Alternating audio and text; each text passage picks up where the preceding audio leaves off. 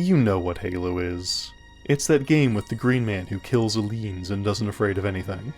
And if you clicked on this video, chances are you've got an opinion about Halo, and probably a strong one. So do I. Back throughout 2020 and 2021, I did a Let's Play series with a good friend of mine as the games were released on PC as part of the Master Chief Collection.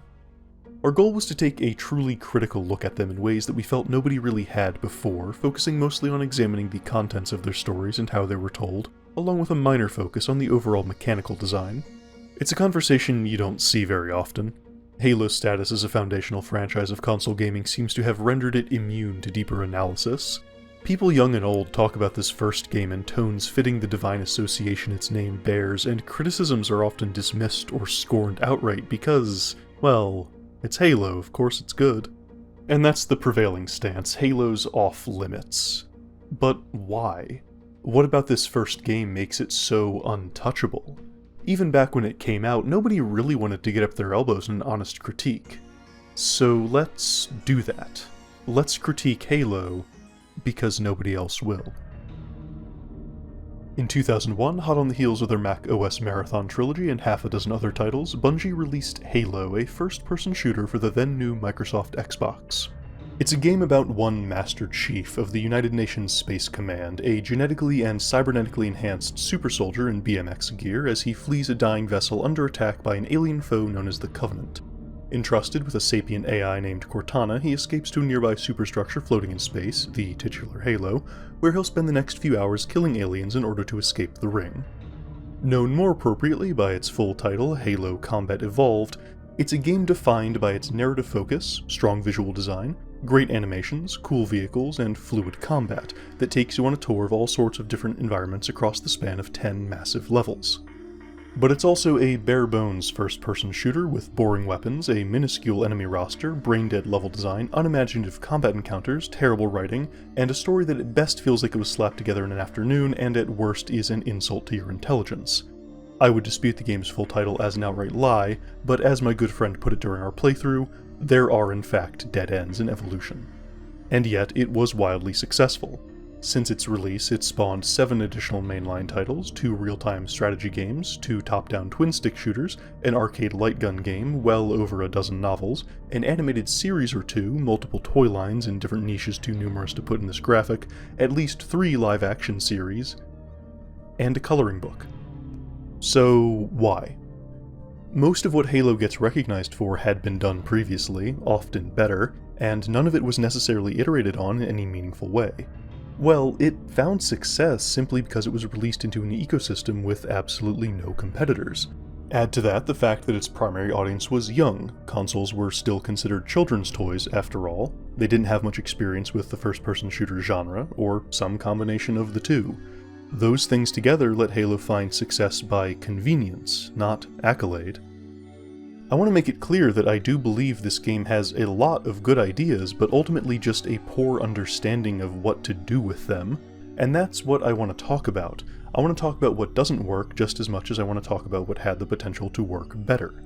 But it is pretty tough because there's just so much that doesn't work. Halo's a game that feels 3 years out of date, like one among the first wave of games vying to eat some of Half-Life's pie, but not understanding what made that game click. On the PC side of the gaming world in 2001, those games had already come and gone, and better lessons had long since been learned.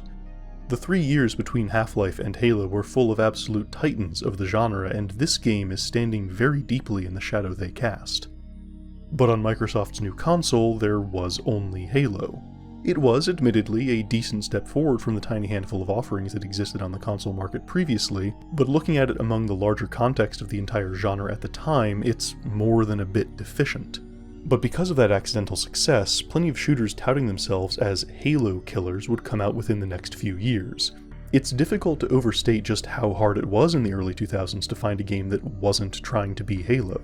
And honestly, most of them were pretty bad on their own rights, not just compared to this game. Like with Half-Life's many imitators, they didn't understand why the game they wanted to be like had succeeded, and just copied the most surface-level aspects.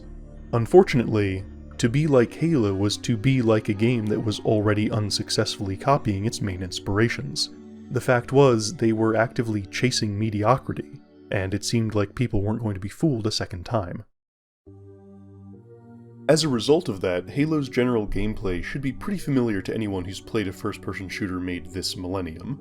2 weapons, grenades, and a melee strike on their own buttons, regenerating shields, and a small pool of health beneath it. Power-ups infrequently appear in 2 flavors. Overshields give you 2 extra layers of shield, and invisibility makes you invisible until either a timer runs out or you shoot your gun. You learn all of this in the first level relatively organically as you're introduced to 2 different enemies, grunts and elites. Grunts are short, don't move much in combat, and have relatively low health.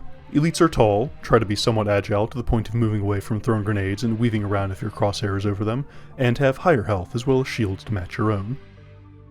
These alien enemies use alien guns, which you can pick up for yourself. These are the plasma pistol and plasma rifle, effectively counterparts and side grades to the weapons you've already seen on offer from your human allies.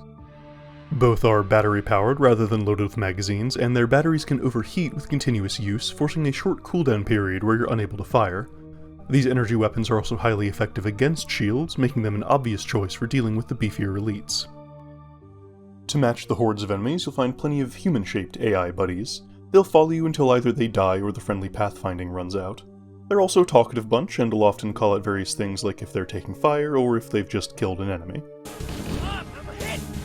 That part doesn't happen too often though, they're not very good at their jobs.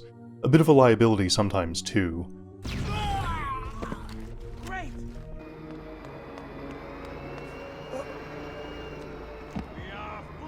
I'd say that at least they're trying their best, but that doesn't always feel like it's the case.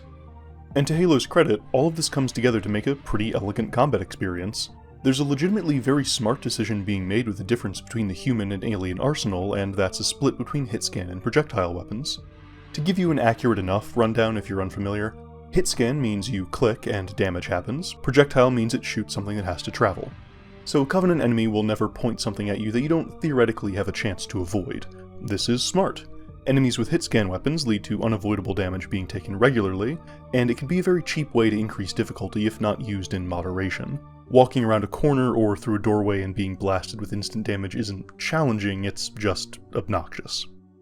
Between your enemies having projectile weapons with, I should mention, highly visible effects, another point in Halo's favor, and your recharging shields, combat becomes a series of interesting risks to take. Getting your shields back reliably means you aren't afraid to lose them. Being able to dodge enemy fire encourages movement, but you also aren't punished too harshly for not doing it perfectly. Get in a big fight, make some aggressive moves, maybe lose a couple pips of health in the process, but it's not too bad because you always know you have your shields to rely on next time. As you get lower on health, it forces you to play a little more conservatively because you don't know when you might be able to top up again. Suddenly your pool of shields doesn't feel all that impressive, and you're keenly aware of the warning tone when they're broken and need to recharge.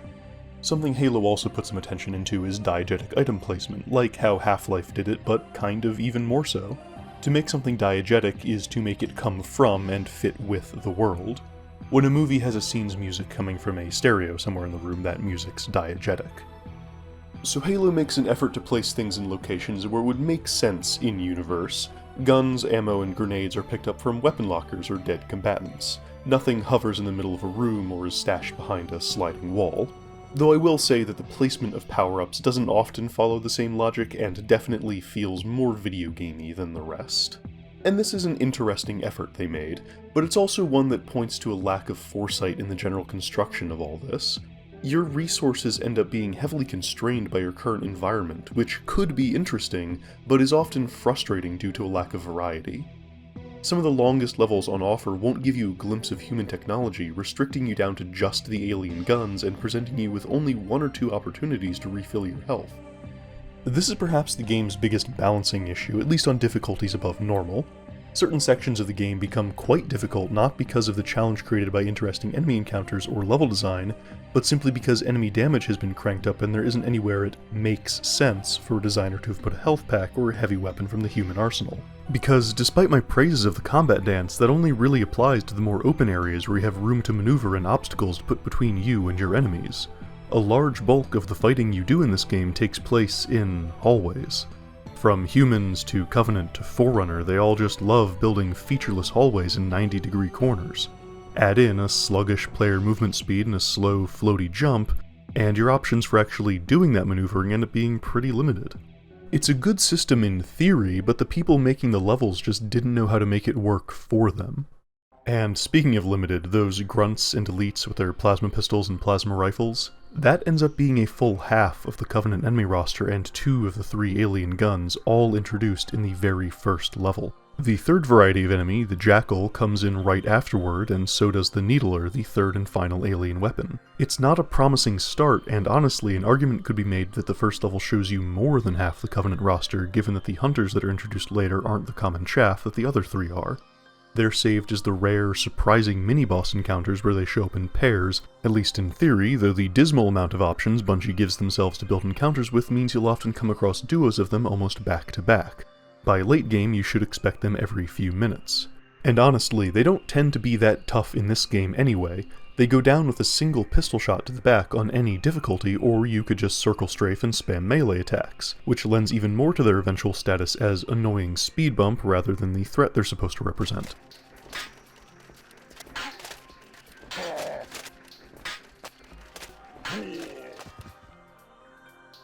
Bungie does at least try a little bit by giving us different colors of Grunt and Elite, flavored as their ranks. In this game, Grunts come in red and orange flavors, while Elites are typically blue or red.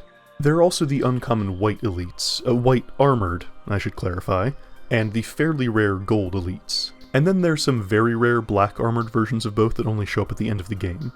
What does all of this mean? In this game in particular, not a lot. Games have the concept of the palette swap. This is where you take an enemy that already exists and make a copy of it that just has different colors. Because it's the same enemy, they can be dealt with the exact same way as the original. You don't need to adjust your tactics or anything, just keep doing what you always do. This is what makes up the majority of Halo's enemy roster. They do try to shake things up a little bit by also giving different colors of enemy different weapons. Sometimes. Not actually that much in this game, given that the Covenant arsenal is so tiny. In fact, nobody other than an Elite will ever have a plasma rifle, so that leaves the Grunts and Jackals to figure out who gets the other 2 guns what day of the week. And even though the white Elites can turn invisible, that doesn't change enough about them to make them feel like distinct enemies. Nobody ever confused Doom's Pinky and Spectre for different things. What does matter is the fact that both the invisible and the gold Elites can have energy swords. This is a weapon that's unavailable to the player and introduces a lethal close-range threat that simply isn't offered by any of the other enemy and weapon combinations. And this is admittedly where the palette swap comment isn't quite as accurate. A gold Elite with a sword is a noticeably different kind of obstacle than a blue Elite with a plasma rifle, pointing to how weapons can make just as much of an impact in an encounter as the enemy itself. Similarly, the black armored Grunts get special fuel rod guns, handheld artillery launchers, in the last handful of levels. Just like the Sword Elites, the actual threat introduced by this otherwise unavailable weapon does change encounters in a noticeable way, and the explosion that prevents you from picking up the gun adds a post-death hazard to worry about. But they aren't threats that get used enough, and that's a persistent issue. Halo doesn't ever do enough with the options it gives itself. And since I'm talking about all these weapons, let's actually take a bit of a closer look at what's available. We've got the hit-scan pistol, projectile pistol, shotgun, rapid-fire hit-scan weapon, rapid-fire projectile weapon, another one of those, rocket launcher, sniper rifle. And they're fine enough weapons. I think this first game probably has the best feeling guns of the series. The way the assault rifle sounds and how it produces this massive shower of sparks when its bullets hit, or how the plasma weapons leave these glowing splats on the wall that slowly fade out. I like how chunky the reload sounds are, and the animations for using them look great. But with the exception of the projectile pistol and the sniper rifle, this is just the exact same arsenal from Doom. And that's fine, I guess. Doom's collection of weapons was a good one, why rock the boat? The holy progression of gun had been pretty well established throughout the 90s, and the issue isn't literally that they're the same weapons from Doom, it's that given the crazy ideas the FPS genre was filled with at the time, this is all they went for. The safest, least challenging, most familiar options.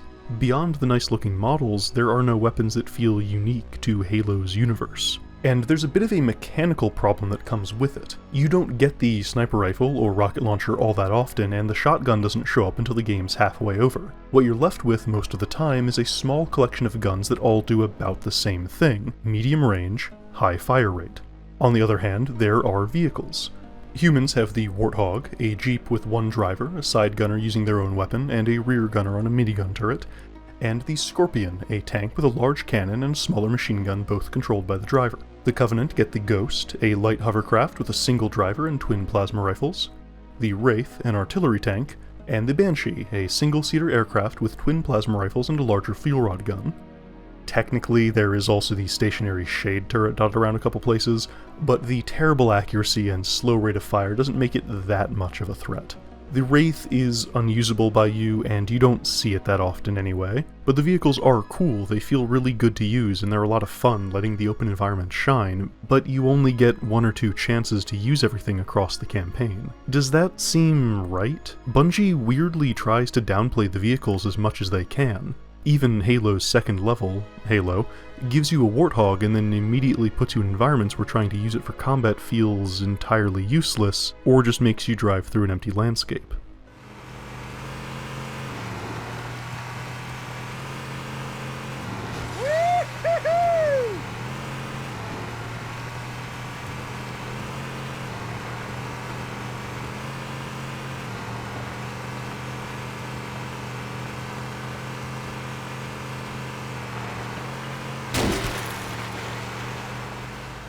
The next time you get one is level 4, the Silent Cartographer, and there it's only good for a short ride up a shallow hill well after the main bulk of the fighting is done, and right before you're led into close quarters indoor spaces.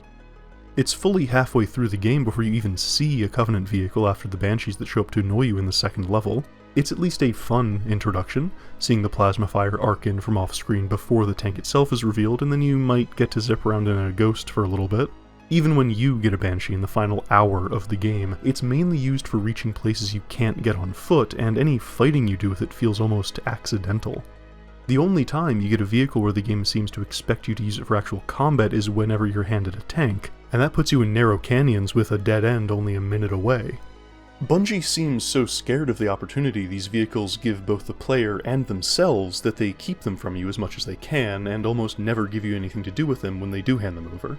So much of this game is wading through identical enemy encounters on foot for entire levels, being stuck with the same simple collection of weapons the whole time. The rocket launcher and sniper rifle are similarly kept out of regular reach, saved for special occasions when Bungie graciously decides you should be allowed to play with them. It's very rare to see either of these weapons, the rocket launcher specifically, outside of instances where something that would be made a lot easier by having them is right ahead of you. Ditto for vehicles. In Silent Cartographer, you're given a rocket launcher right before fighting additional pairs of hunters. In Assault on the Control Room, there's one right as you see the Wraith, and then a giant tank to deal with the others. After you reach the end of the dedicated vehicle zone, there's no big threat left in the level. This is something that persists throughout the entire game. The tools are only present when the problem they solve is introduced.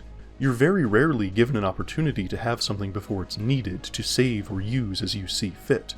Of course, you don't have to use those tools in the encounter Bungie intended them for, but if you don't, what's left in the level that matches the initial threat? Do you really need to keep a rocket launcher to fight one red elite? People will say that Bungie is good at giving players options in these big encounters, but I disagree. By giving these things such narrow use cases, they're training players to never use them otherwise, and to always play along when they show up. There's only one rocket launcher in the entire level, so you'd better use it here on the fun thing or you won't have a chance later. Look, a tank! There are only 2 of these in the entire game, you don't want to miss out on that. You could walk all the way across this big island, but driving this car would be faster. In all of these scenarios across the game, Bungie is giving you a choice, but also making it clear that there's a correct one. And yet, it does occasionally work out pretty well. Truth and Reconciliation does this excellently, starting you with a sniper rifle and encouraging its use, but throwing 2 hunters at you at the end of the first zone. Did you save your ammo, or do you have to fight them with weaker weapons? Then, going into the ship, it's a question of whether or not you want a long-range precision weapon for its raw power, or something more manageable in close quarters. This is good, but when you're working with such a limited arsenal, it's not something that can be done too often. This is something that's only compounded by the 2-weapon limit, an obvious concession towards a control scheme on a gamepad in a time when weapon selection wheels hadn't entered the public consciousness. It's not a problem on its own, and the game tries to present the idea that you're making split-second decisions in combat and tougher ones before it. What works best against what enemies and what's worth bringing along to save in case you need versus being able to use recklessly. On the surface, this seems like an interesting idea. In practice, though, it both doesn't matter very much and ends up hindering the encounter design. In an FPS with a collection of weapons you know the player will always have and will build up to in a specific order, you can craft encounters around that using combinations of enemies with different strengths and weaknesses, asking the player to dismantle a little puzzle piece by piece. Halo's 2-weapon limit and the similarities between the most common weapons and enemies means that there are no counters or bad matchups, at least not beyond the brain-bending puzzle of use plasma on shields. Bungie can't know what you're bringing to a fight, so all the most common weapons have to perform roughly the same function in order to deal with enemies that don't need to be fought in too specific a way. Then you add the more powerful weapons, grenades, and your high-power melee strike into the mix, and 2 weapons is more than enough to deal with anything the game throws at you. And of course, if you do see one of those powerful weapons lying around, it's a giant neon sign saying you'll need to use it on something soon. Bungie have spent so long pushing you through identical encounters where you didn't have to make any real decisions that when they do actually shake things up, they have no confidence in your ability to adapt. As a result, the encounter design is totally stagnant. Going back to the issue of palette swaps lays it out very clearly. None of these enemies are actually different, and none of their weapons are different enough to matter. Look at a blue elite versus a gold elite. One is not smarter or more aggressive than the other, it won't use tactics or combat moves that the other can't, and the number of grunts following it doesn't increase with its rank. One may have more shields, but you don't need to do anything different to beat the supposedly higher level one. Where recolors get used most effectively, at least, is in games where enemies that are difficult to deal with early on are encountered more frequently as the player acquires stronger tools and weaker ones get filtered out altogether. Halo doesn't do this. Red elites would be the obvious next step to base all encounters off of after a certain point, and then so on down the line, but you never leave the blues behind. This sort of enemy progression can be an excellent narrative device as well. It helps the game world feel reactive, like the threat is increasing as your enemies take you more seriously. But here, you won't fight more powerful enemies more frequently, because the tools Bungie considers necessary to do so are always rare, and they won't ask you to do anything too far outside the comfort zone they've carefully defined without them. The gold or white sword elites and black fuel rod grunts are great inclusions that do shake things up in a noticeable way, but these are outliers. The main roster is incredibly static and quickly exhausted. The issue here is not simply the raw number of enemies or weapons, it's about how they're used and what niche they fill in combat. What is the mechanical difference between a grunt and a jackal? They're both small targets with low health and rapid-fire mid-range weapons. The Jackal's shield offers some differentiation, absolutely, but it doesn't have any behaviors that allow it to protect other targets, or the ability to use its shield reactively. They both stand still to shoot, drop with a couple decent shots, and run if you get close. Elites are larger, and their shields promote the use of plasma weapons, but they also just have a rapid-fire mid-range weapon. Only the Hunter, with its large size, high damage long-range weapon, and partial immunity to gunfire outside of its weak spots, fills a specific role. Enemies in a game should create different kinds of threats in combat that can be combined in different ways to create varied enemy encounters. Close range versus long range enemies, chaff versus damage sponges, fast versus slow. You should want a player to look at an encounter and have to make a decision about what to go after first, what tactics to employ, and what weapons to use where, rather than just mindlessly clicking on whatever's closest to them. Since I brought up its weapons already, let's take a look at Doom's enemy roster real quick, or more specifically Doom 2's. Even back in 1994, id understood the necessity of varied enemy capabilities, and as a result, Doom 2 presents us with probably one of the most perfect and varied rosters there's ever been. Your basic zombie-men infantry aren't really much of a challenge even with their hit-scan weapons, but giving them shotguns turns them into a potent close-range threat. This is a palette swap done well. Chain gunners are an absolute nightmare that demand attention basically immediately but don't have a lot of health, while a Revenant calls for an application of heavier firepower. Its homing rockets and the Archvile's Pillar of Flame drill a need for spatial awareness and positioning into you, even as Pinky Demons and Lost Souls rush to block your path. The Mancubus is a tanky wall of meat with a terrifying attack, until you realize that you can dodge with some careful, active positioning. These enemies, and all the rest, all have their own obvious place in combat. With so many options and a willingness to do something with them, Doom 2 remains a gold standard in enemy design for first-person shooters, so much so that people are still making new and interesting maps with just those stock enemies today, more than 30 years later. Meanwhile, Bungie has to drop a pair of hunters on you so often because they know you're getting bored of one elite for every 3 grunts and a handful of jackals to give you more of an excuse to throw grenades. Another thing that keeps the encounter design as static as it is the fact that almost the entire game happens on a single plane. The level geometry is massive, but everything above you is just unused space. There are no crisscrossing platforms to hide high-up targets while you have to contend with what's on the ground. There are no sniper nests or vehicles parked on a ridge that you have to fight your way around. You'll barely even ever see enemies standing on something a few feet taller than you. If you do travel up or down, it's via some enclosed ramp or secluded elevator that doesn't give you a chance to interact with other elevations. Halo could do more with its limited roster, or it could use its massive spaces to create complex, intricate levels, but it doesn't.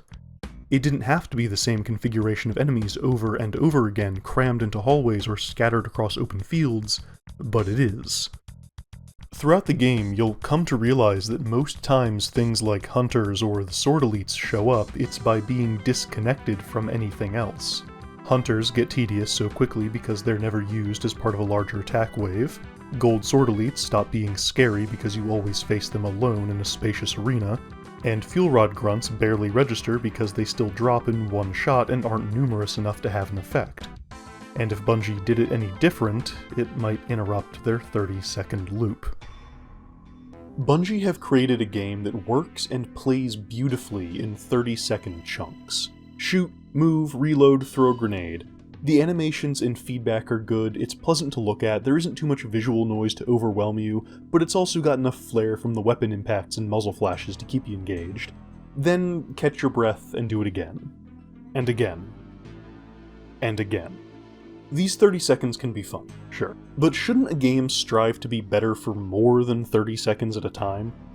Halo cages itself into a very cramped existence where it can't ever do anything too impressive, lest you realize that nothing before it came close. The lack of enemies and weapons and the bland level design are only compounded by Bungie willingly restricting themselves further to make sure that nothing stands out. They just weren't interested in pushing their small pool of resources to its limit, because if something's even just a little bit more difficult than the default, it risks interrupting your focus-tested 30-second loop. That's no good. Halo wants to shuffle you from level start to level end at a nice, constant pace. Shoot, move, reload, throw a grenade, shoot, move, reload, throw a grenade. By the time the encounter is over, you've forgotten how it started. Do you know why people talk about things like the first Invisible Sword Elite in Truth and Reconciliation or the introduction of the Flood? Because those are the only spikes in the otherwise motionless graph that is this game's combat progression. From the beginning, you know how it ends, with groups of 3 grunts and an elite. Sure, the Flood and some Sentinels are there now, but the first and the last level put you up against not just the same exact hallways, but the same exact enemies. The 30-second loop is nothing but a cheap dopamine hit that can't risk complicating itself for fear of the easy high running out and turning into frustration. It hurts the game by forcing Bungie to constrain themselves. Other games have varied encounters, challenging rooms or sequences that might be a little frustrating, but leave you grinning when you get through them, and sure, some slogs too, that's just the nature of taking risks. Sometimes they don't pan out, and then you learn and get better at your craft. But it's those contrasts that drive people's interests, that give them something to talk about. Individual encounters that stand out are a good thing in a game, because otherwise you're just left standing at the end of a level, blinking in confusion, feeling generally content, but not really sure what just happened in the last 20 minutes. But now, let's try to force our way past the blinders Bungie so carefully constructed around us, and take a look at things other than what they put directly in front of our gun. Because Halo's a big game, right? There has to be a lot else to see.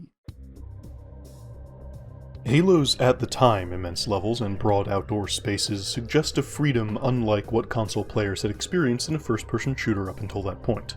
There had been a handful of games with large open levels on PC by 2001, like Outcast, MechWarrior 1 and 2, Terra Nova, and one other I'll get to shortly, but there's no denying that Halo's outdoor spaces were impressive.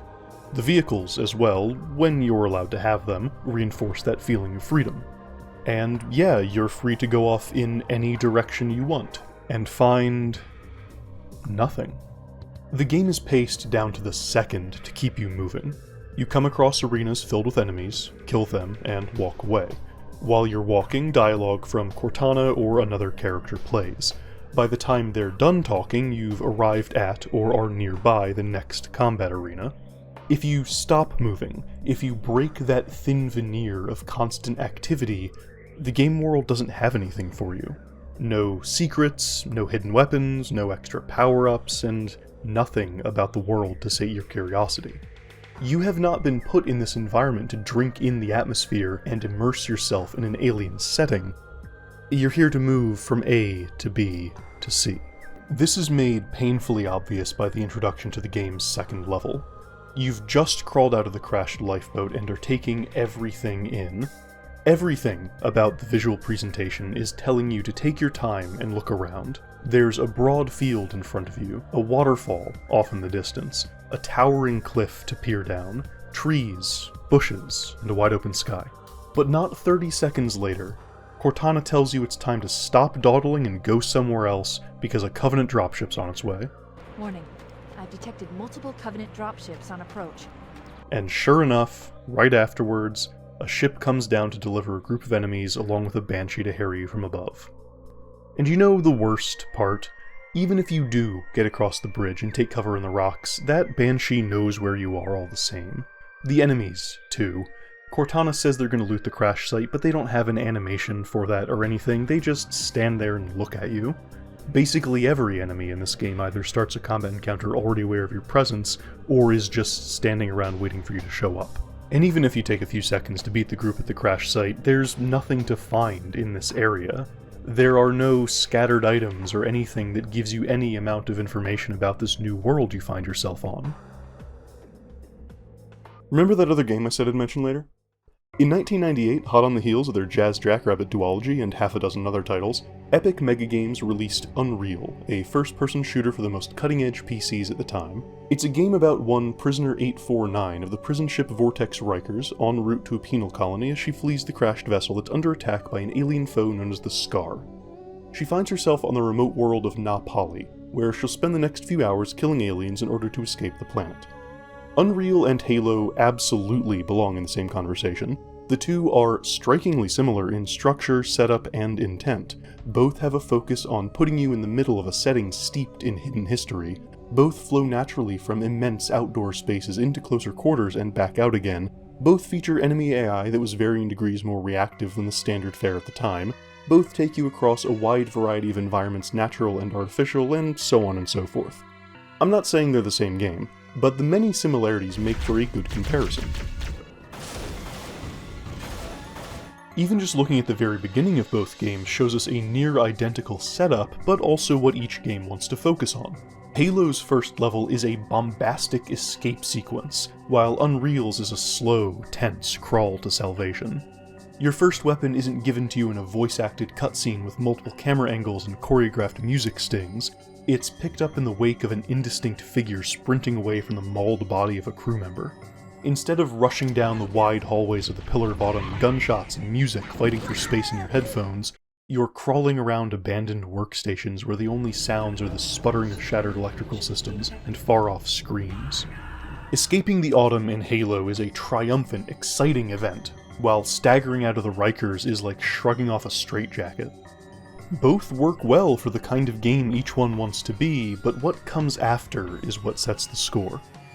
Where the start of Halo's second level is a barren wasteland you're told to ignore, Unreal gives you the opportunity to breathe. Everything about the visual presentation of your first steps out of the Vortex Rikers is telling you to take your time and look around. There's a broad field in front of you, a waterfall off in the distance, a towering cliff to peer down, trees, bushes, and a wide open sky. And the game lets you. Unreal's world of Na Pali isn't just set dressing. The places you visit help weave together a narrative of the setting through nothing more than the art and architecture. The locations are all relevant to a history that you become intimately familiar with over the course of the game, and exploring them feels natural and rewarding. For the sake of transparency, the game does feature countless text logs, but these are all secondary, little snippets laid on top of an already rock-solid foundation.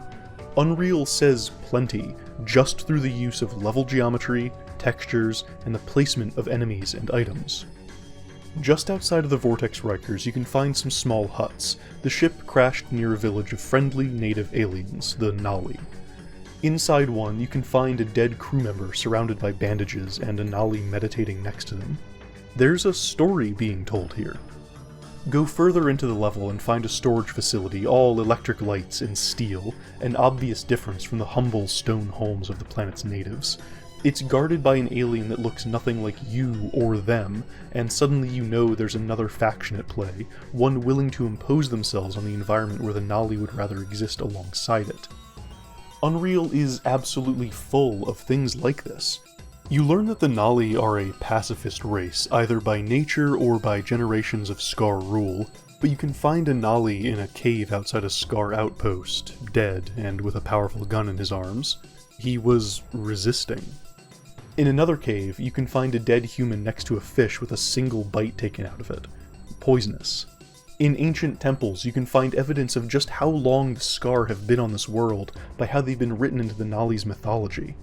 Nali towns contain hidden monitoring stations or are overrun by aliens who torture and torment the natives either for fun or as part of their brutal regime. There's even a parallel with Halo's insistence that the Covenant forces will loot the life pod's crash site. The Scar do. You come across a warehouse later in the game, and it's filled with the same crates you saw on the Vortex Rikers at the very beginning. The game is alive around you and moves when you aren't looking. Enemies in an area patrol, check consoles, talk amongst themselves, sleep, or play dice.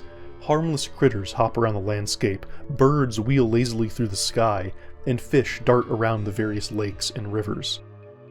I'm not saying that Halo should have done these exact things, but since it wants to be a narrative-driven game, since it wants to make you wonder about the Halo, since it wants to make the history and purpose of the ring the focus of the second half of the game, maybe it should have done more than nothing to build the place up.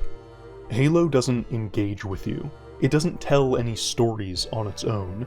It doesn't have anything more of its setting to show you beyond what you immediately see. This is something that becomes more and more obvious the further along you go. If you ran away from the dropship or stuck around to kill the few enemies it brought, there's an identical group at the foot of the hill ahead of you. There's no alternate route to discover. You'll have a fight in the first minute of this level whether you like it or not. Afterwards, you meet a group of Marines who have taken cover on something. It's a big, angular structure that shoots a blue laser into the sky. There's no way into it, and there's nothing on the exterior. As far as the game's concerned, this is just a piece of geometry for you to put between yourself and the enemies. And despite the game's heavy narrative focus, not once does the question of what you're looking at come up. Where are the Marines talking about it after the fight, or where's Cortana's little quip wondering what it is? Where is it ever? As you're moving across the landscape. They've put a character in your head whose entire function is to tell you things, so why doesn't she? After a certain point in the story, she has essentially total knowledge of the Halo, so why aren't we learning anything about it? Before that, why isn't she telling us anything about the Covenant or making comments about the wealth of Forerunner stuff around? The game drops that name very casually, but we as players don't know what it means. Is finding Forerunner technology rare, or are they a well-known and common part of the setting? There's always a level of not wanting to explain basic concepts of a world to a character who lives inside it. But even though our player character already knows things, the player does not. How people inside a setting talk about aspects of it is a storytelling tool. And if they don't talk about it despite it being directly in their face, the audience is being told that it's not worth mentioning. I do get that this is an alien superstructure, so of course it's going to have weird alien things on it without clear purpose. I'm okay not knowing everything about the world instantly, or even at all, but I'd like to come away from the entire game as a whole with something. Looking to one of Halo's main inspirations, the space jockey in Alien is a striking, mysterious visual that raises tons of questions, which have to be pushed to the background in order for the characters to deal with a more immediate situation. Those questions linger, and that's fine. This unknowable shard of an implied larger background is just that, it's not the focus of the movie. You can wonder and guess, but the answers you won't get aren't necessary for what you're experiencing. Halo is about the Halo. What it is and what it can do are key foundations of the game's story and universe. It cannot afford to be unknown. And yet, it wants to contrive a way to be. The setting is ignored so intensely by every single character inside of it that the player starts learning the same lessons. Eventually, all these random featureless structures just blend together, becoming simple geometry to navigate around instead of anything to wonder or care about. It's not helped by the fact that most environments are just a collection of the same simple pieces of architecture repeated a dozen times. The same blank hallways, the same empty rooms, the same handful of nonsensical metallic shapes, and even the same levels, barely remixed, put back in front of you like you won't notice or care. In Halo, there's absolutely nothing to learn about anything you see, if you even see it. Still in the second level, when you enter the cave that's not a natural formation and find that huge expanse with a handful of enemies, it doesn't take long to realize that there's literally only one thing inside of it, the button that makes the bridge. All that space, all those obstacles, entirely useless. Walk in, walk up a ramp, press a button, leave. Even just getting to that point is the same thing. You drive through these tunnels that are just a collection of 90-degree angles and 4-story high walls, and there's absolutely nothing to them. Halo makes no effort to contextualize the spaces you visit. The complaint persists during your trip to the game's only Covenant-focused architecture. Boarding a massive alien spaceship treats you to 2 different identical hangars, a control room of some kind, and 2 different identical brigs. Sure, these are identifiable, but everything in between is just blank hallways ending in 90-degree angles. You get a mental map of these huge chunks of the ship that are just totally inaccessible, utterly wasted if it was a real space. Where are the crew quarters, mess hall, armories, maintenance bays, or workshops? I'm not asking for a fully explorable ship here, I don't need the Von Braun, but give the player something that makes it feel like any effort at all was put into creating this environment. Set design is an art, but it doesn't have to be difficult. If you've got a hallway, you can put a door texture on part of it, and suddenly the player understands that something exists beyond what they can see. Go further and put a window nearby, showing a tiny glimpse into what else could be behind any of the other walls. It doesn't matter that it's not there, the suggestion of it is enough to let an imagination fill in the blanks. I do understand what Halo is going for with the futuristic, brutalist architecture, and I won't pretend that it isn't visually striking. But what it creates is a trio of environments all with the same general visual identity of large, blocky shapes and cavernous rooms, and nothing beyond the flashy first impression, no smaller details or substance. It doesn't matter if you look at one of these buildings for 3 seconds or 3 hours, you'll get the same thing out of it either way. Video games are in a unique position to let a player wander. Games can show you more of a world than any other medium, and putting things outside the critical path lets that world seem that much more alive. When you waste a bit of time wandering around the beginning of Half-Life and see what your coworker's having for lunch, or take a detour into an abandoned Nolly house in Unreal, you're experiencing a part of the setting that still ultimately matters. Trying to wander in Halo feels useless.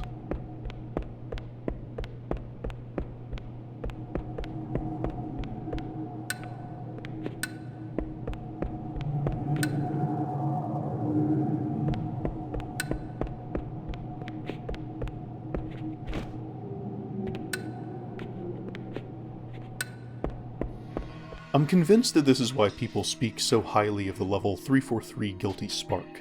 It has, hands down, the best presentation of the entire game.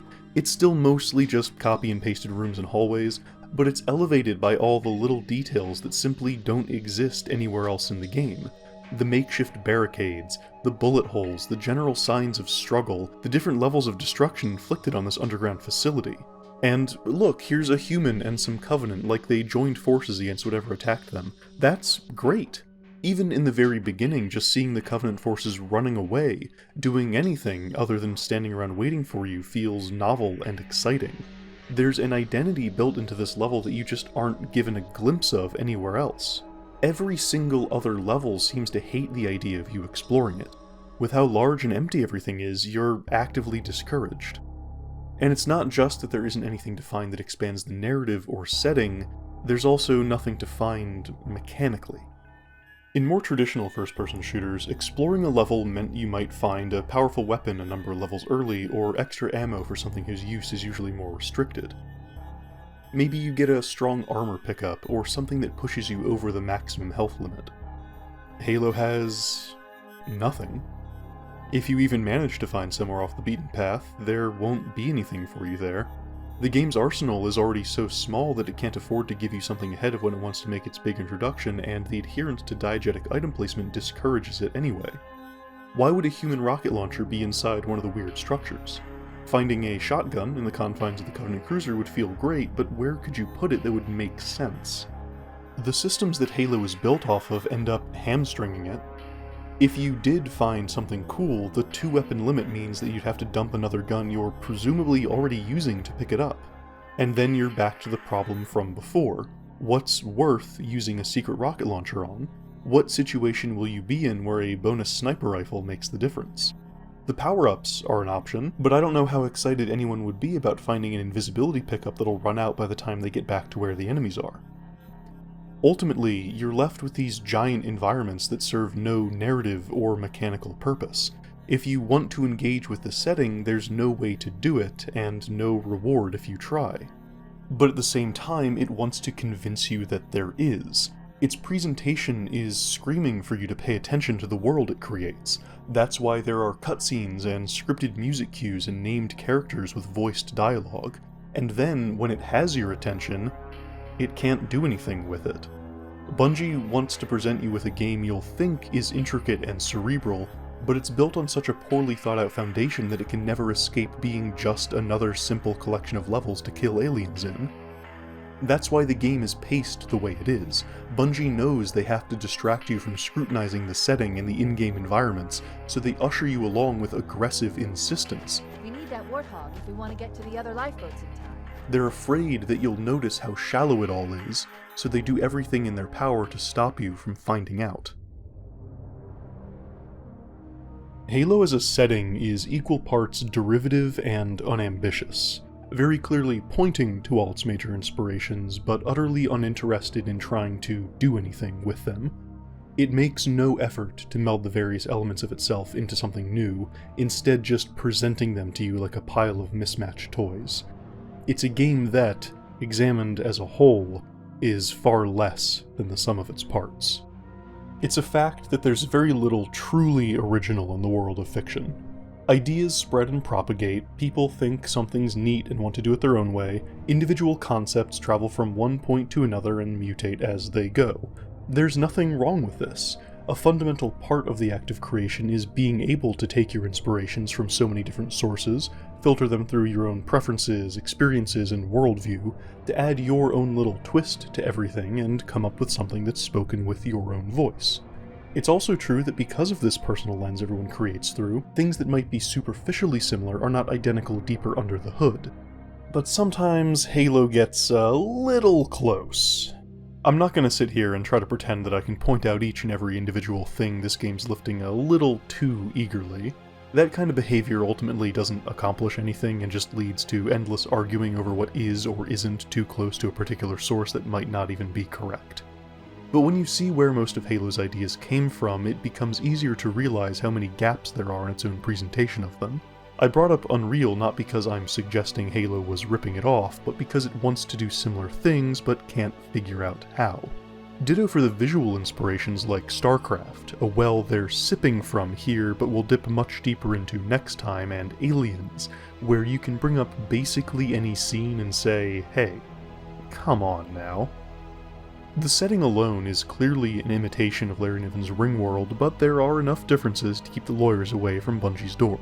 Again, it's not about the surface level similarities, it's about how they're used.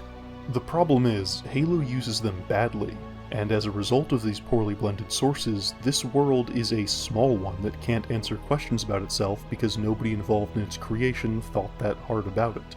Relying on your inspirations to do the heavy lifting is fine if that's all you want to be, but Halo wants you to see it as more.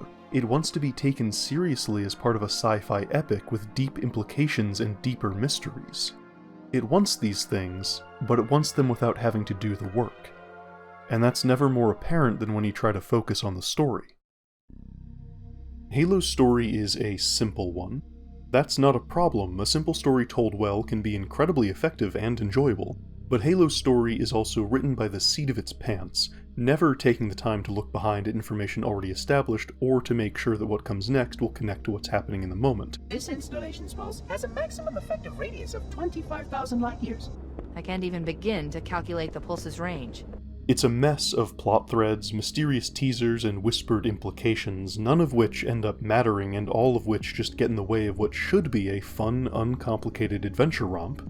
Bungie's greatest fault is that they can't help but step on their own toes, constantly interrupting and pushing aside what they are good at in order to convince you that they're doing something else. But you'll never get that something else. They don't have it for you. All they have is their simple story, and they're telling it poorly. We start in medias res. A ship called the Pillar of Autumn, which definitely isn't the Sulaco from Aliens, why would you say that, has apparently just completed an emergency hyperspace jump, as two voices tell us. These belong to Cortana, introduced both here and in the game's manual as the shipboard AI, and Captain Keyes, the shipboard captain. According to them, the ship has been followed, and it's time to prepare for battle. Meanwhile, we listen to a short speech given by a sassy sergeant who definitely isn't Apone from Aliens, why would you say that, as he rallies the ship's standing troops for battle. Am I right, Marines?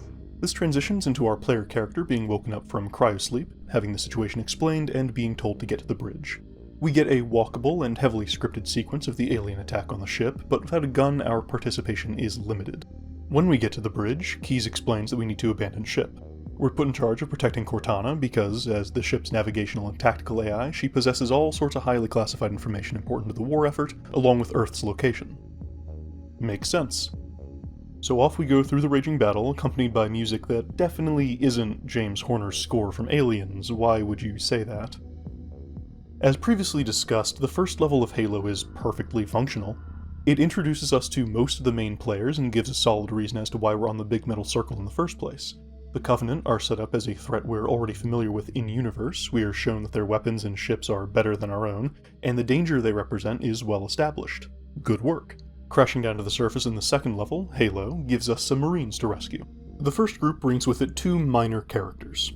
Echo 419 will become our go-to dropship pilot, and the unnamed sergeant who's in the opening cutscene will show up in a bunch of random places as the game goes on. I'm not going to call him Johnson because the game doesn't, and the subtitles you're seeing were added over 20 years later, so they don't count. Afterwards, we see some more life pods touch down, and Cortana tells us we're going to go find them. The Master Chief and I are going to see if we can save some soldiers. Wait, why is she giving us orders? We can talk about it later. Anyway, find them we do, and each one brings with it a little combat arena where we fight an initial group and then a couple more waves. Once again, there are so few enemies to show off that these waves don't really increase in difficulty or intensity, and there's no gameplay action you can take to stop them from showing up, so you're just kinda standing there doing the same thing for a few more minutes each time. After you're done, Echo 419 reveals that Captain Keyes managed to land the Pillar of Autumn but was captured, and is currently being held on a Covenant vessel. Cortana makes the decision to go rescue him. Get aboard and let's get out of here. This level makes perfect sense as a continuation of the last one, and there's absolutely nothing wrong with it on its own, until you realize that none of what we just did mattered. Those Marines can live or die and nothing changes. Getting them through the fight doesn't get you a reward of some kind, like ammo for a good gun or a power-up or them sticking around, and them dying doesn't give you a game over. The fact that they've been rescued or killed, and our actions here in general, won't tie into any other plot point. We don't even know where Echo 419 is taking them. Do we have a forward base somewhere, or are they all just crowding in the dropship like it's a clown car? This sort of thing ties back to how unwilling Bungie is to build their world. It would only take a line or two of dialogue to establish where these guys are going, but we don't even get that much.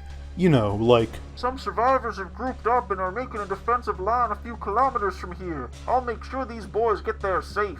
You don't need to show any of it, but just like how a fake door suggests space beyond the wall, that would at least establish that there is in fact something going on. It's a way to fill out the world without actually having to do any real work, and what it establishes lets you build other answers off of it. Moving on to Truth and Reconciliation starts us with a handful of Marines, but your performance in the last level doesn't change that number. If you lost all of them, don't worry, here are some more. Regardless, they accompany us on a nighttime stroll through a mildly defended Covenant position situated underneath a massive ship. I've always liked the visuals here. The pure black of space, along with the stark neutral colors of the planet and the ring, feel like a classic 70s sci-fi book cover, and maybe one in particular, while the looming ship in its soft metallic purples manages to seem further away than it really is, giving it a sense of unnerving scale. I'm talking about all that because there isn't anything else to talk about in this level until the end, really. The first introduction of the Invisible Sword Elite is cool, as mentioned, and then you fight a gold one a little later, but everything else is just kind of moving forward and killing aliens through this expanse of identical, featureless hallways. When you finally meet Captain Keyes, he and Cortana have a conversation about how they've both independently overheard Covenant communications that suggest this ring is of incredible religious significance to them, as well as having the potential to be used as some sort of weapon. It would have been nice to find any of that out ourselves, rather than just being told it offhand, but unfortunately that's going to be the way things go around here. Keyes announces that the Covenant will use the ring to wipe out all of humanity, and he says that we need to get to the control center to stop them. That's kind of a big leap. What's he basing that off of? Did anything either of these two learn suggest that this weapon could do that? Is Keyes just making things up? Or does he know what's going to happen somehow? Did he read the script? Also, if this thing is a weapon so powerful that it can delete the human race on its own, why haven't the Covenant already used it? The fleet that shot us down may have gotten here barely ahead of us, but from the conversation we just heard, it's established that they already knew about the Halo. They worship it and call it a weapon, and that's probably not something that happened in the couple of hours the game has so far taken place over. So hey, Cortana, maybe search that Covenant BattleNet you've been talking about to see if you can find anything about what kind of weapon it is. Its capabilities, activation protocols, things that would help us take control of it like is being suggested. Or maybe just find out why they haven't used their magical I win button if it really is that at all. No? Okay, well we gotta get off the ship, or they might throw another half-dozen low-tier enemies at us. We steal a Covenant dropship, Cortana offers to pilot, but Captain Keyes steps up and takes the controls. Give me a minute to interface with the ship's controls. No need. I'll take this bird out myself. Can I just say that between this level and the last one, the character we're playing as sure isn't doing a lot for himself. It seems like a good opportunity to set our guy up as someone who has experience with cool alien technology, almost like some sort of highly competent cyborg super soldier or something. But that's okay, Keyes can do it instead, he's about to get kidnapped again anyway. The silent cartographer has us moving towards our high-stakes goal, flimsy foundations be damned. How will we even start to track down this control center on such a massive structure? Will we infiltrate a Covenant ship and steal their research data? Will we blast our way into an expedition site and crack some heads until we get a lead?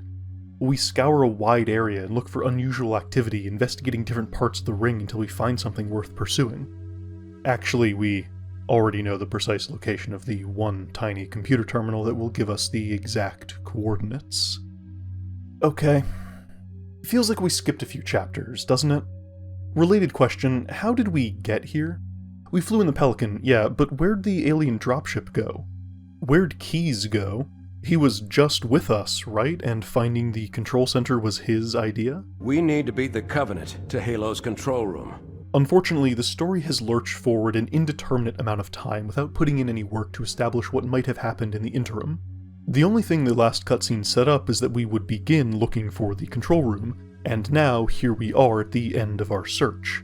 As for the sudden change of party and vehicle, even a bare minimum of 1 or 2 lines of dialogue in the dropship or inside the Pelican, in the cutscenes that already exist, would have gone a long way. I'll set us down somewhere safe. We can discuss our next move there. Or, Now that Captain Keyes is back in command at the base we have established. without that little bit, we just have to blindly accept this new setup even though we have no basis for where anything stands in relation to where we last left it. And sure, anyone can make assumptions about what's happening between levels, but without any real support from the narrative, no matter how small, anything is equally likely. The Marines could have a tiny outpost made up of salvaged wreckage, or an entire other ship could have arrived in orbit. Based on what the game itself deems important to tell us, anything along that scale could be true. This level also doesn't give much story content. We find the computer that tells us where the control room is, and then we go to it. Near the end, we're told that Keyes is once again out of contact. Assault on the control room is a large level, Halo's best and worst at the same time, full of big fights, bigger landscapes, vehicle rampage sections, and inexcusably bad level design. You go through the same room and hallway a dozen times, and they actually have to put glowing arrows on the floor to keep you on track since everything looks so similar. Once again, nothing related to the story actually happens until the very end, so let's just go there. We plug Cortana into the big computer and she starts learning a ton of stuff about the Halo and all its systems.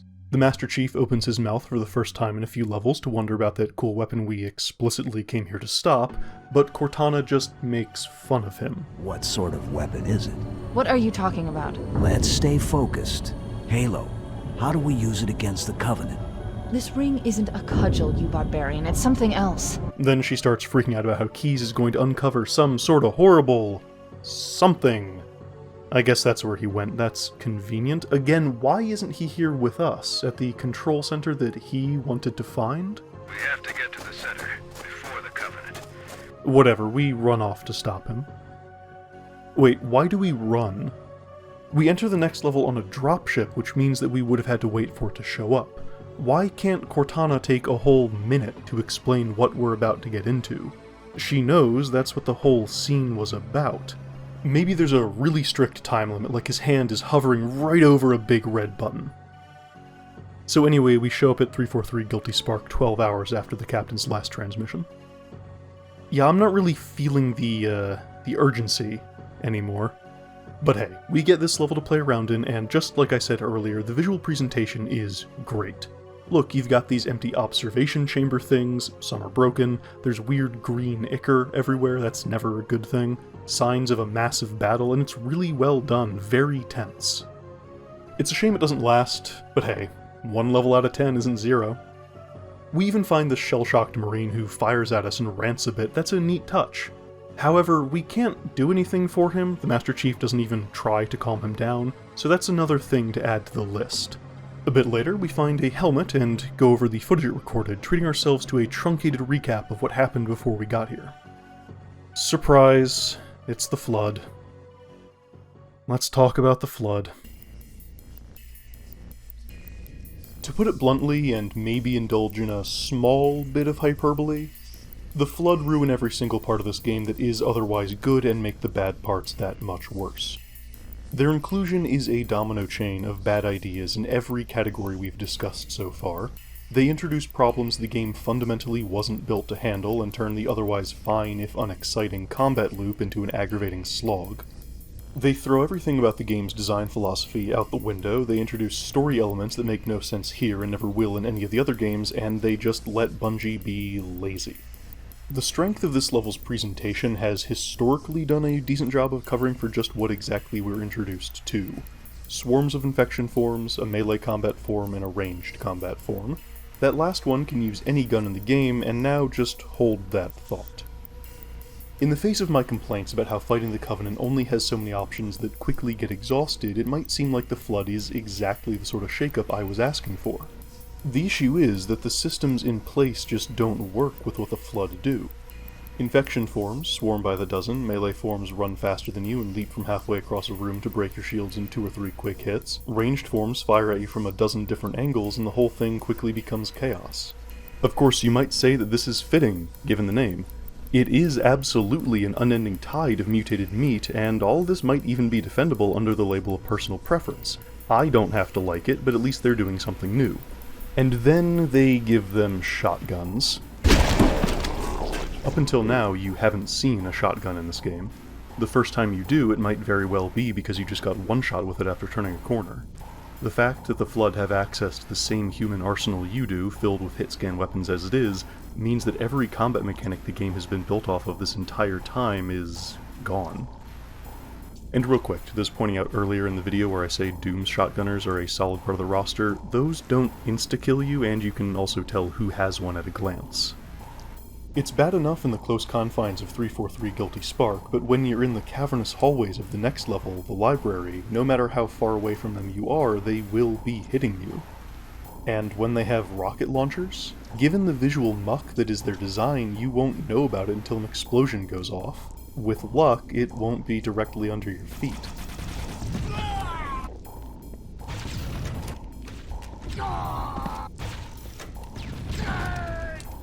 Having access to the Flood lets Bungie just infinitely spawn melee forms or dudes with assault rifles from vents or from around corners.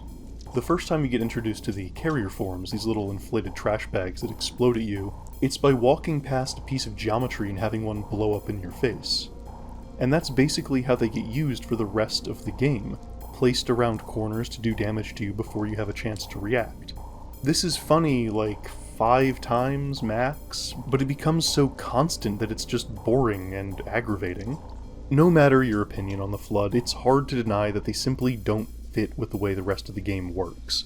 Fighting Flood never feels like making intentional progress. It's always a mad dash to the next checkpoint, resigning yourself to the many deaths along the way.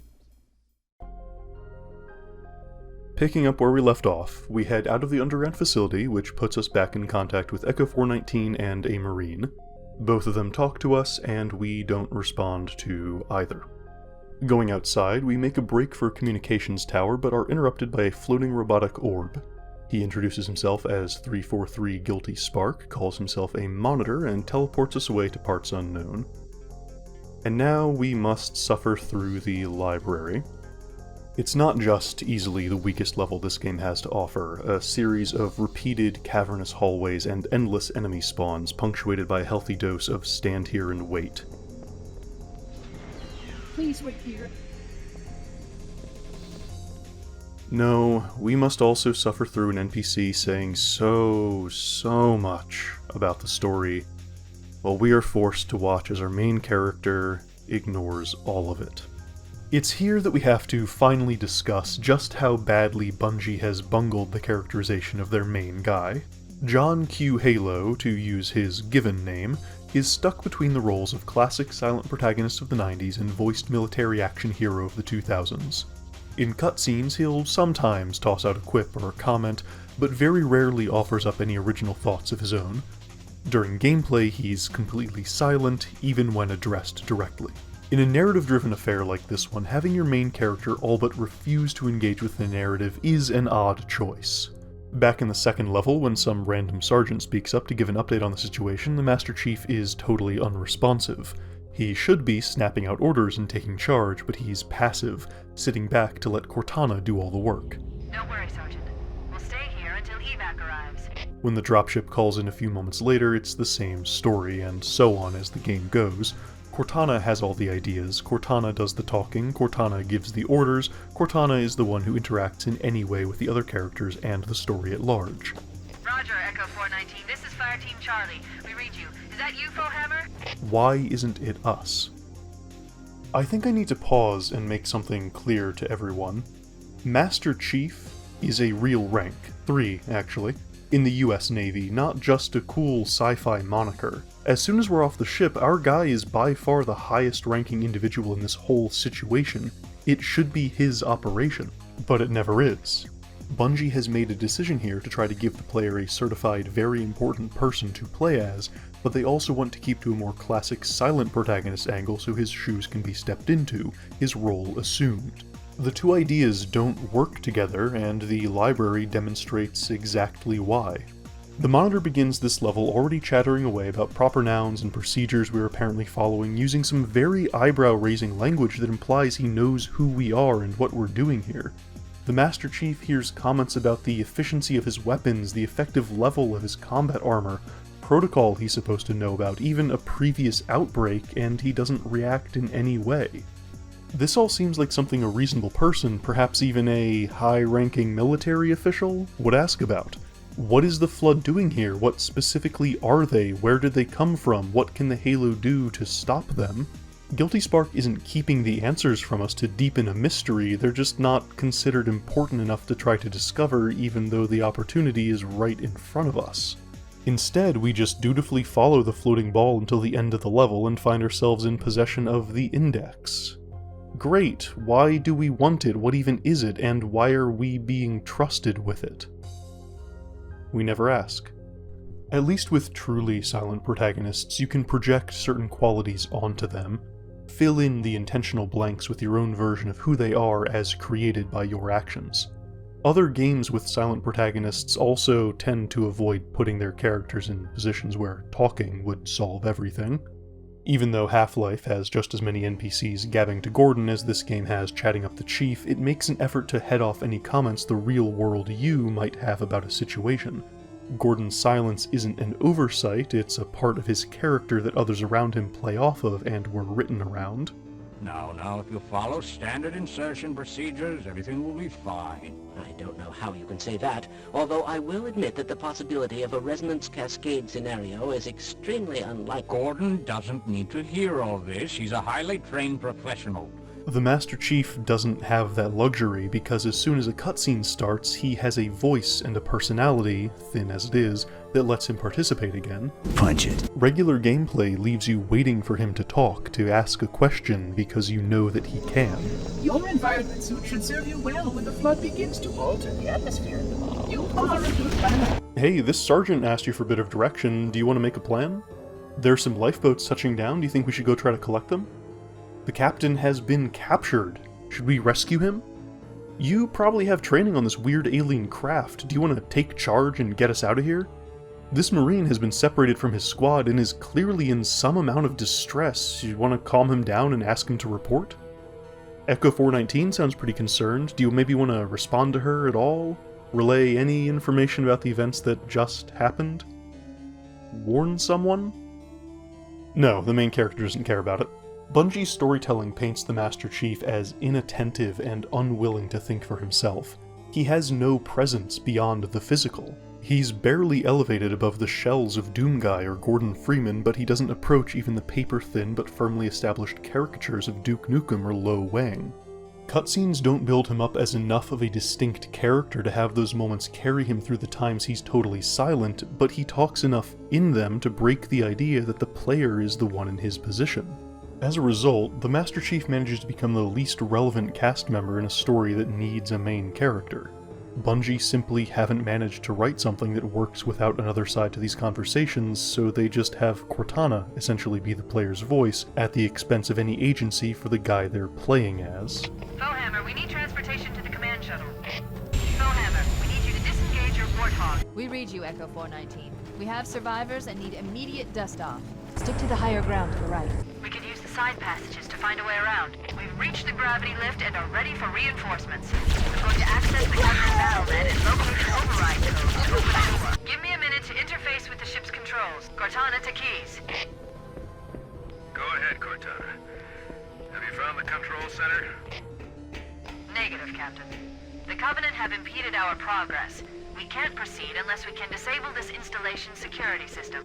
This lack of characterization and participation only gets stranger as the opening cutscene of Two Betrayals begins. Coming back to the control center after his little detour, Cortana greets him as he heads up to the computer to insert the index. She suggests Guilty Spark is trying to pull one over on him, but he's suddenly more than willing to come to the Monitor's defense and talk all about this great plan to activate the Halo and kill the Flood. Given his lack of interest in what was being said in the library, this is a bit odd. In fact, the sudden shift in focus comes entirely out of nowhere. As soon as you get back to the control room, Guilty Spark and the Master Chief are best friends, playing off a first act setup that doesn't exist. Cortana seems to know all about the Monitor and they're monologuing each other like old enemies. What were slight hints earlier in the library become full-on text now. Apparently, Guilty Spark has, or thinks he has, some former rapport with the Master Chief, addressing conversations they had and events they experienced some nebulous amount of time in the past. Last time you asked me, if it were my choice, would I do it? What this is implying is quite obvious and unsubtle, but of course our hero has no interest in asking questions, so everything passes by, never to be mentioned again. It feels like we're in the second half of an entirely different story, one whose setup doesn't align in any way with what we've just played, and yet everyone is pretending that this is what it's always been about. And actually, what have we accomplished in the game at this point? It didn't matter if we saved any of the Marines. The captain knew more about the plot than we did when we caught back up to him. We spent 2 levels focusing on getting to the control center, and once here it turned out that there was no point in coming. The Covenant could not have activated the Halo because they would need the Index, which is suggested to be something they don't even know about. Wouldn't it have come up when we rescued Keyes? And it's not even that one faction got to the control room and then released the Flood thinking it was the Halo's weapon. Cortana's line, "Those Covenant fools, they must have known, there must have been signs," almost suggests that this is the case, but that happened somewhere else, at some other time, by some other characters we never see. The only thing, narratively, that happened by getting here was that we then left for the next level. The game could have gone straight from Truth and Reconciliation into 343 Guilty Spark, and nothing would have changed. More than halfway through the game, literally no action we've taken has affected the plot in any way. As Two Betrayals continues, the monitor reveals that activating the Halo will kill any complex life in the galaxy that the Flood can use as a host. Cortana is understandably not a fan of this option and steals the Index before it can be used, which angers the monitor. After a brief fight, Cortana decides that we must destroy the Halo. "We have to stop him. We have to destroy Halo." We don't try to track him down and demand more information, or just fight him. Hers is a very extreme option that seems to come out of nowhere. This one is particularly annoying because in this one instance, we have information Cortana doesn't. She could have only cared about rescuing Keyes and escaping, but the Master Chief could then have mentioned what the monitor revealed. The Flood are in the process of repairing the various ships on the ring, and the threat of them leaving and going somewhere else is a very large one. The Flood are already hard at work repairing your vessel. Its parasitic nature belies the Flood's intelligence. Bungie gave themselves a great opportunity here for the main character to accomplish something, but they didn't take it. Does Cortana already have this information because she was in the computer? Was she listening in during the library? Or is this really the first place her mind went? Did she read the script too? No matter what, we're still stuck in the position of having the story happen to us because our player character is not part of the conversation and has no ideas of his own.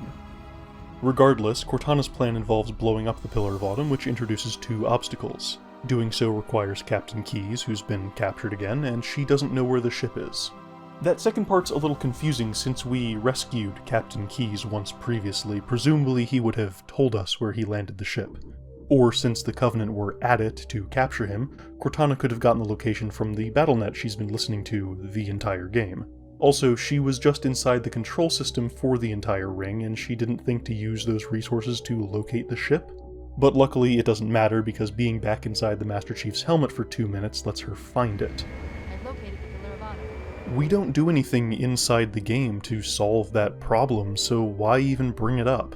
The meat of the level's actual gameplay, however, is going through the map of Assault on the Control Room backwards so we can destroy 3 generators to prevent the ring from being fired. Something we already know can't happen because Cortana stole the Index. Cool.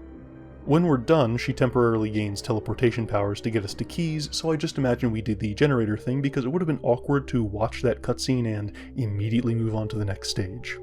The level Keyes takes us to a Covenant ship that isn't the same one from before, but is otherwise identical, the second of the reused levels. Despite the captain ordering us to leave, Cortana ignores him and tells us to press forward. "He's delirious. In pain. We have to find him." We do, and eventually find him bound up in a Flood cocoon. We need his neural implant, so with a bit of battlefield surgery, we take it and steal a Banshee to fly back to the Pillar of Autumn, beginning the level The Maw, which is the first level again. There's absolutely something to be said about this mattering in some emotional capacity, but that kind of falls apart when this is the 3rd reused level in a row and the rest of the game has been so repetitive on top of that. Inside, we fight our way to the bridge so Cortana can set a self-destruct timer. The monitor appears, however, and stops the countdown. Cortana laments that unless we can produce an explosion in the engine core ourselves, she's out of ideas. In a shocking twist, the likes of which we haven't seen in this game so far, the Master Chief himself comes up with the idea to chuck a grenade at it. Truly, history is being made by the use of his genetically engineered 10,000 IQ. We fight our way there and have the first thing approaching a complex encounter the game's thrown at us so far. Press a button to retract a protective cover and throw a grenade or shoot a rocket into the engine vent. Do that 4 times and the ship's ready to blow. With the countdown running, we take an utterly immense elevator up to a motor pool, a ride that's conveniently just long enough for Cortana to have a conversation with Echo 419, where she seems to react badly to the results of a plan she herself created. We have a wildcat destabilization of the ship's fusion core. The engines must have sustained more damage than we thought. That should be enough to trigger a wildcat explosion of the engines. And then we drive a Warthog through a 3.5 kilometer rally course that's been installed on the top of the ship, presumably as an enrichment activity on long deployments. We're supposed to have Echo 419 pick us up, but she gets shot down while we're watching from an open-air bridge on this spaceship.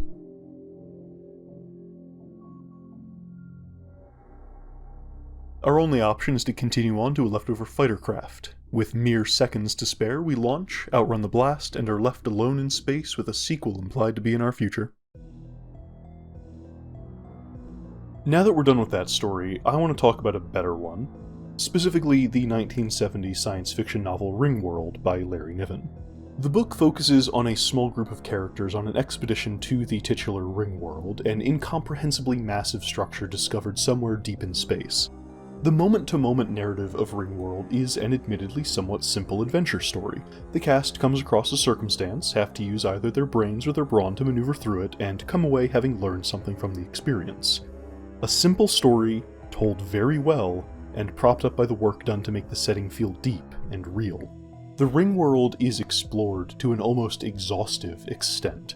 From the large-scale concepts of the ring's dimensions, how it generates gravity and keeps itself stable, how day and night are created, how it defends itself from asteroid impacts, and so on, down to more intricate details like soil reclamation, weather patterns, power transfer, and inter-ring travel. The physical and social evolution of species living on the ring is examined as well. How does living here shape views of the cosmos or a people's myths and religions? The features of the landscape were sculpted into place, so with no natural resources beyond what was brought there intentionally, what does a civilization look like? What happens when their technology starts to fail with no way to repair or replace it? What happens to a more primitive civilization with no way to grow technologically? The Ringworld becomes a knowable place, something you can understand and ask questions about, confident that you'll get an answer. At the same time, it never ceases to hold on to some of that mystery. It's too large to know completely. Halo can't exactly sit a player down and lecture them on these exact points, and I don't think it's reasonable to expect it to. I do think it's reasonable to expect the slightest amount of work to have been done to make sure the setting was in any way established and consistent. Why is this thing a habitable ecosystem in the first place? Isn't it a weapon meant to emit a sterilization pulse? If it's an ecosystem first, why is the death pulse centralized on it? If it's just an underground research lab for the flood organisms, why bother with the surface world at all? Why give them something to escape to? If it's to study their reaction to a living environment, then why does the sterilization pulse have a radius of 25,000 light-years? Wouldn't it be better to contain it to just clear the area so you can run another experiment? As for the environment itself, were the mountain ranges and oceans put into place intentionally, or did they accrete naturally somehow? Are there plate tectonics of some kind? Is everything sculpted into the surface like in Ringworld, and does that bring with it the same questions about the feasibility of ongoing civilization? Are there even civilizations on it? We don't see animals of any kind, let alone intelligent life that isn't part of the ongoing battle, but there are distinct roads and someone put garden lights up all over the place. It's clear just by playing that the setting doesn't matter. The habitable inside face of a giant ring was chosen because it looks good in the skybox and sci-fi megastructures are cool. But isn't that disappointing to know that nobody cared enough to provide those answers? Remember, not even the characters want to know anything about it. You don't come away from Halo knowing much more than when you started. This ties back into how the game just isn't structured in a way that can give you anything if you try to look for it. Even concepts that are given to you in plain text aren't ever followed up on.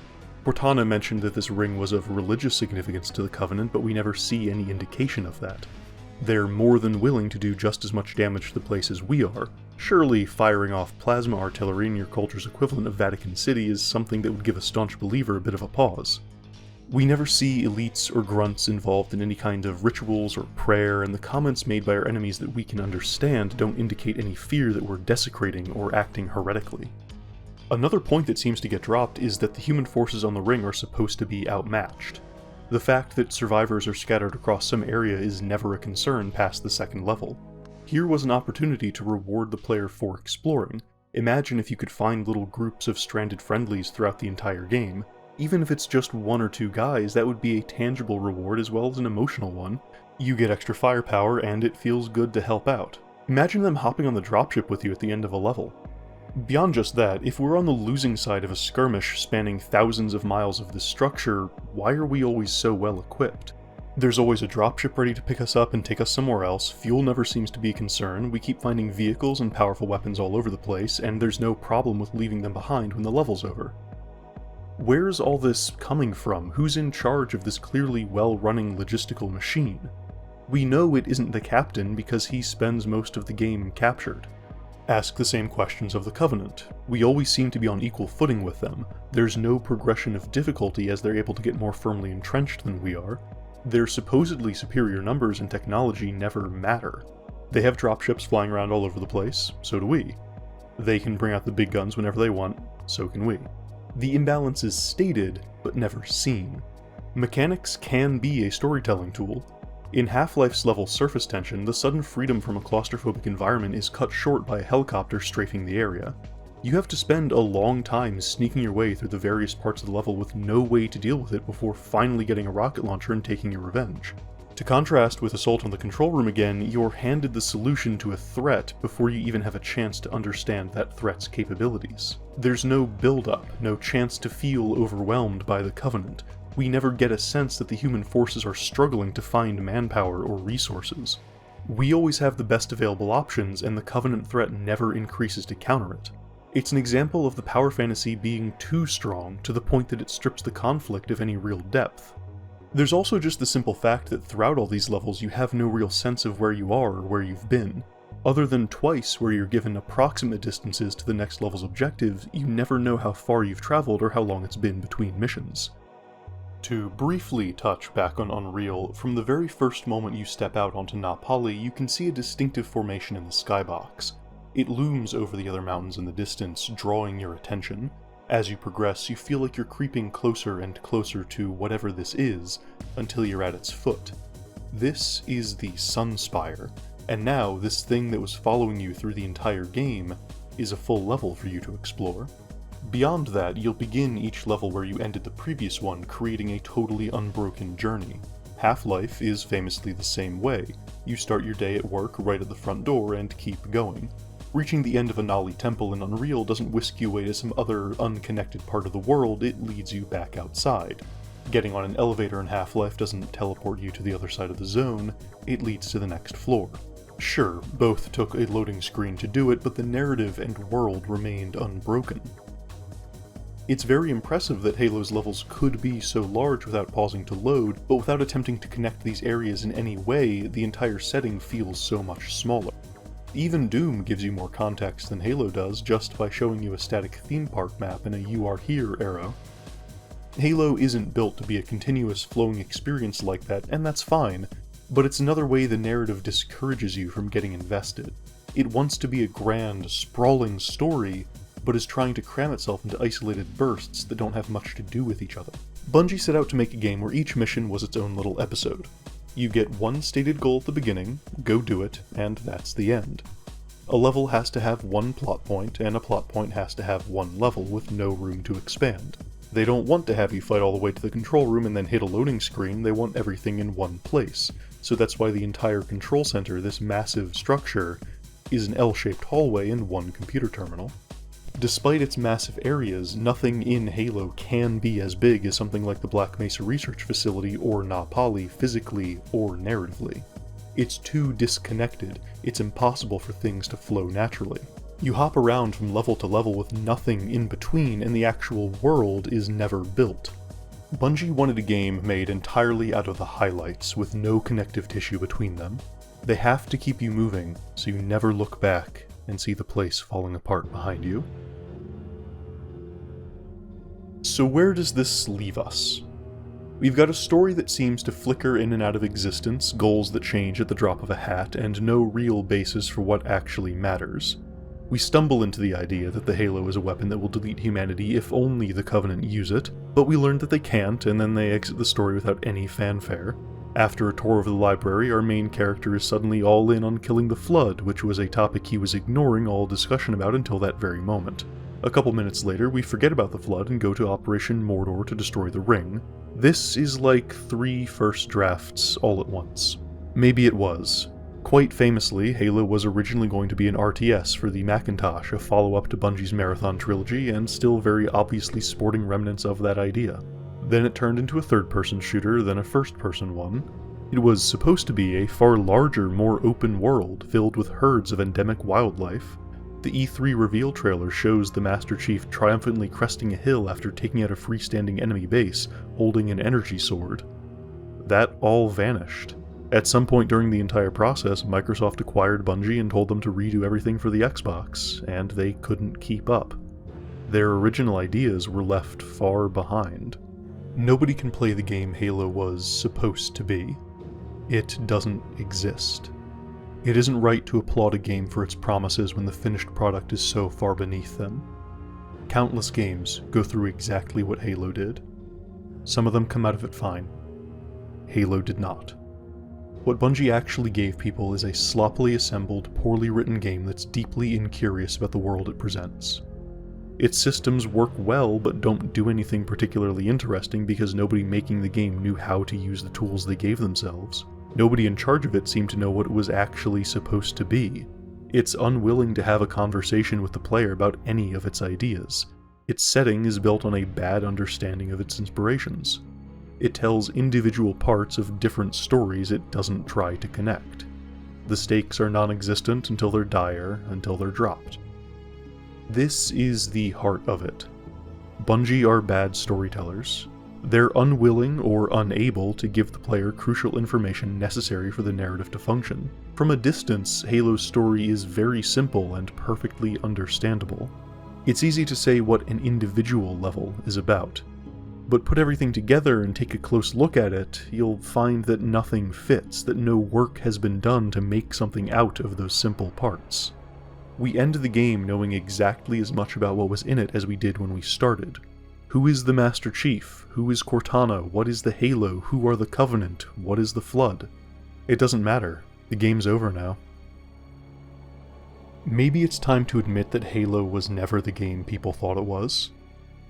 Maybe it was just a product of the most basic definition, drummed up in 6 months to sell a console on spectacle alone with no real passion behind it. But in the end, it was a good enough version of the killer app Microsoft wanted in order to go up against Sony and Nintendo. Despite everything else, Halo was a slick shooter you could play in your living room. The performance is solid, the visuals are strong, and the guns feel good to use. The music's okay, at least the more original stuff, and despite the times the game plays its most bombastic tracks when you're just walking up some empty hallways.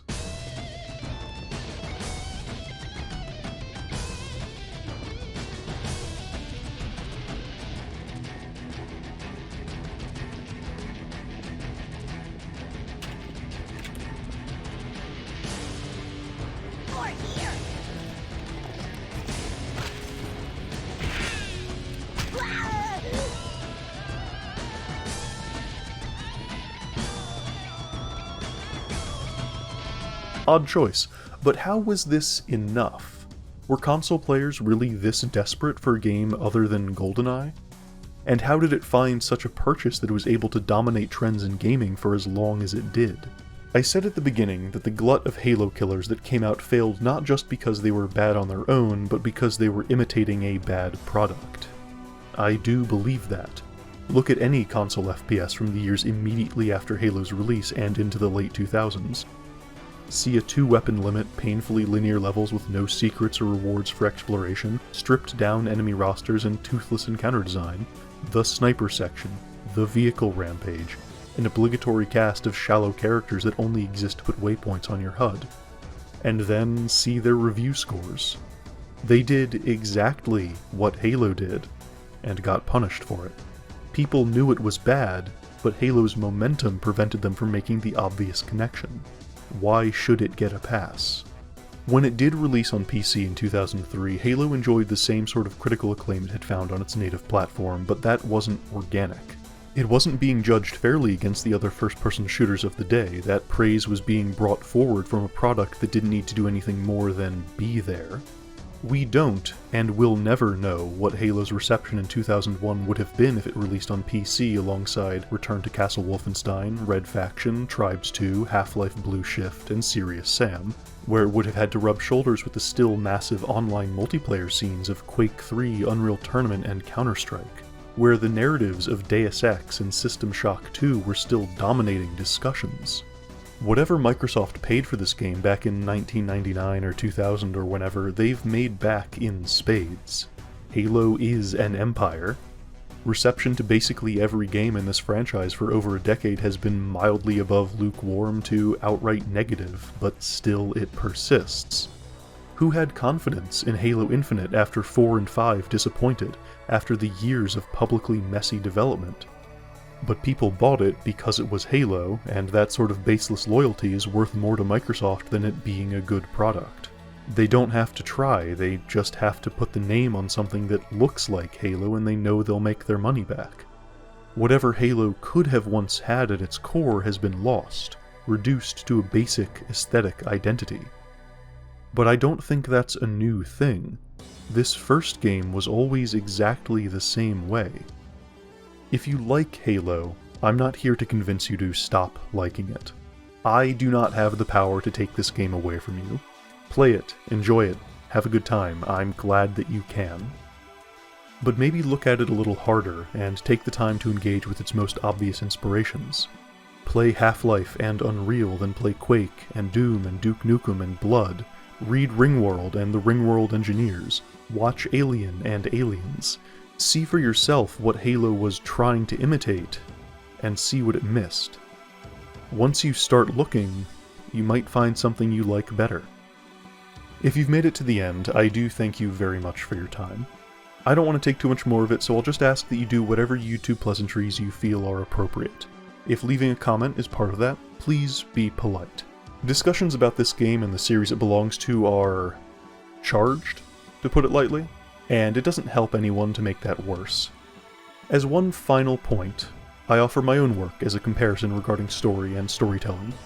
I have a trilogy of science fiction novels. You can buy them for very few dollars digitally or slightly more dollars physically. If you read them, I hope that you get something enjoyable out of them. I've been told they're neat. Alright, that's it. I'm done. Have a great day out there.